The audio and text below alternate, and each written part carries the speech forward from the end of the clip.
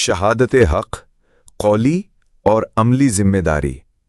ख़वातीन व हज़रात, ये है शहादत हक़ की वो अजीम और नाजुक ज़िम्मेदारी जो ना सिर्फ अंबिया पर थी बल्कि अब हम सब पर भी आयद होती है। हम जो खुद को उम्मत मुस्लिमा कहते हैं और जिन तक अल्लाह की किताब और उसके नबियों की हिदायत पहुंच चुकी है।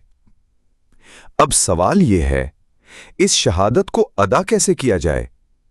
शहादत दो तरह की होती है, एक कौली शहादत, दो अमली शहादत। कौली शहादत यह है कि हम ज़ुबान और आज के दीगर ज़राए से दुनिया के सामने उस दीन को वाज़ेह करें जो हमें अंबिया के ज़रिए मिला। हम हर इल्मी, फ़िक्री और दावती मैदान में दीन की सच्चाई को दलाइल और शवाहिद से वाज़ेह करें और जो बात बातिल हो उसकी खराबियों पर माकूल तनकीद करें।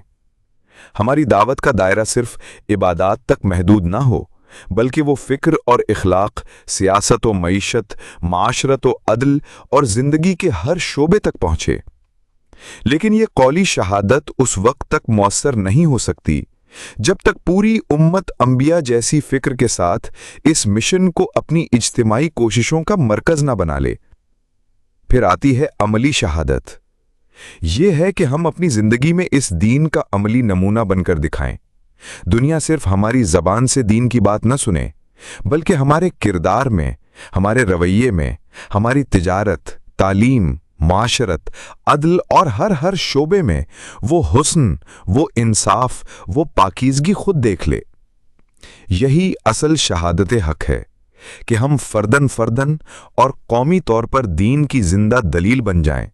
हमारे घरों से, इदारों से, बाज़ारों से, हर जगह से दीन की रोशनी फूटे ताकि दुनिया खुद गवाही दे, ये दीन वाकई हक़ है।